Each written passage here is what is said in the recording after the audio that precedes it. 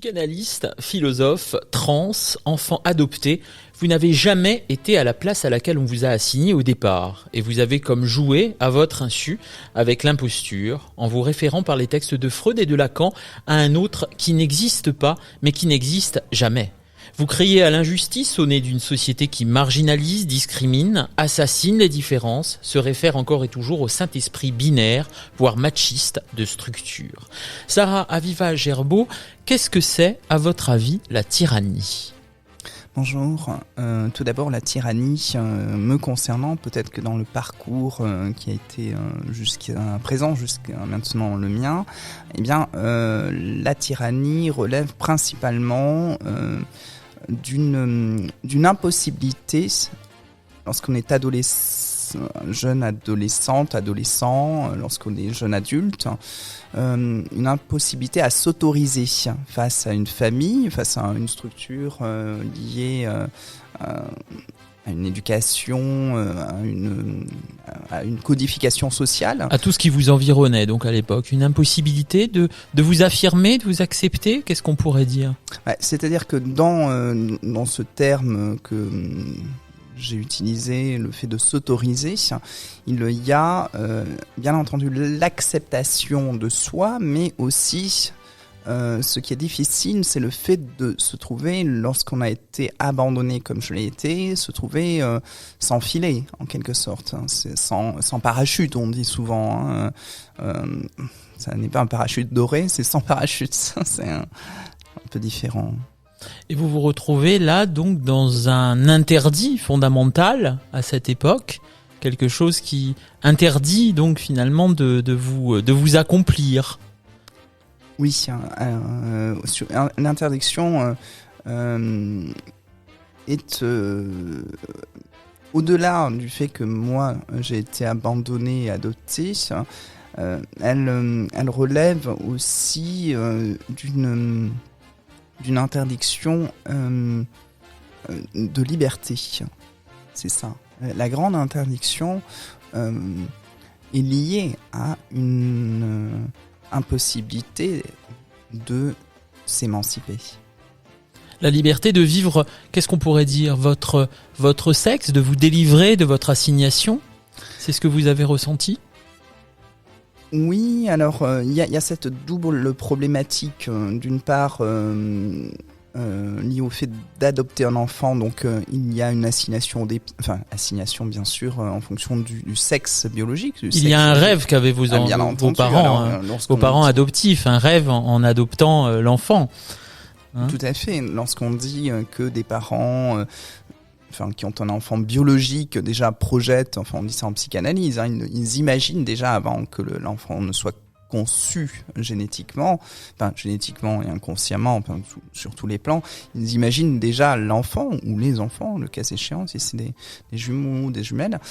Et alors là, oui, a fortiori, lorsqu'on est adopté, il y a, je dirais, une puissance imaginaire qui se voit décuplée, probablement. Ils ne pouvaient pas s'imaginer que vous alliez être dans la transidentité, que vous alliez affirmer autre chose que le genre binaire, effectivement.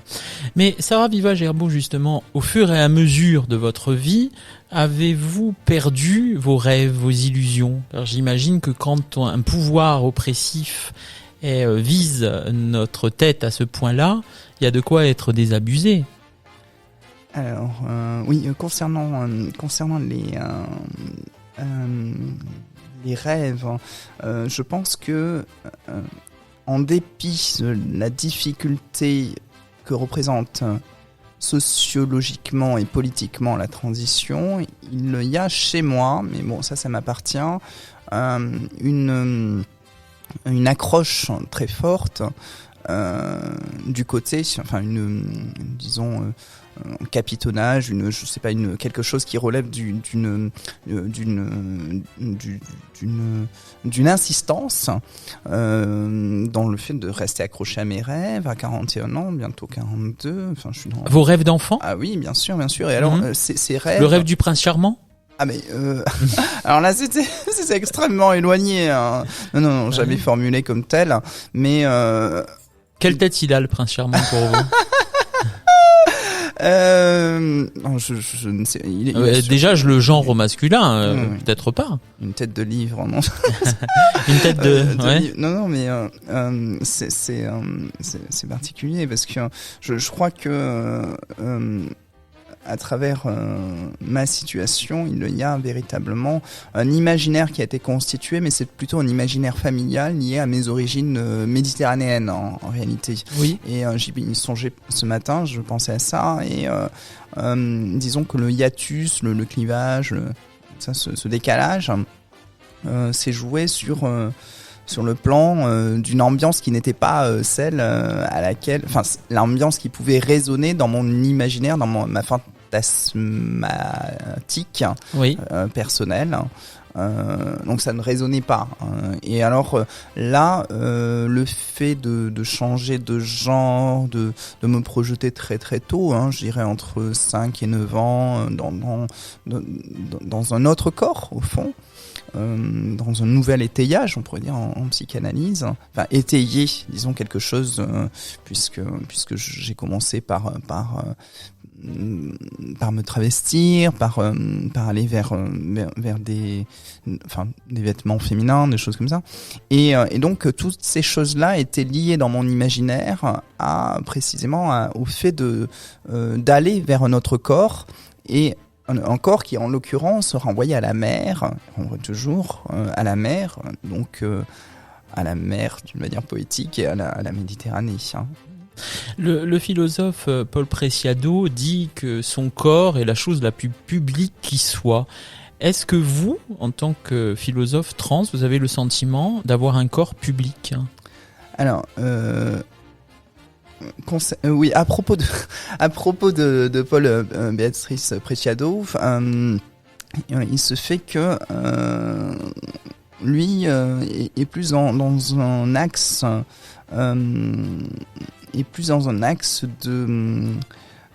de militantisme et en même temps en tant que philosophe aussi une approche scientifique, une approche expérimentale, expérientielle, comme on a pu le voir à travers son livre Testo Junkie, je crois en 2005, quelque chose comme ça, autour du début des années 2000. Donc son approche est militante mais queer. Moi je suis une militante queer, mais je n'ai pas un style, le style qui fait l'homme, disait Lacan. Je n'ai pas un style queer. Je suis une personne du point de vue de mon paysage intime, du point de vue de la manière dont je m'habille, du point de vue même de la manière de penser, dans le cadre intime, le foyer, des choses comme ça. J'ai réellement j'ai quelque chose en moi qui relève d'une manière très straight. Donc, à vous entendre, vous n'avez jamais voulu que votre corps soit politique ? Non, de fait. Il n'y a pas de volonté consciente de votre part. De fait, non, j'ai un corps de femme, donc les corps de femme dérangent, oui. Alors, ce droit à l'indifférence, précisément, vous le clamez sur les réseaux sociaux. Vous dites, je voudrais une famille, je voudrais une maison, je voudrais un chien comme tout le monde. Oui, c'est ça, finalement, votre désir ? C'est d'être comme tout le monde ? Souvent, dans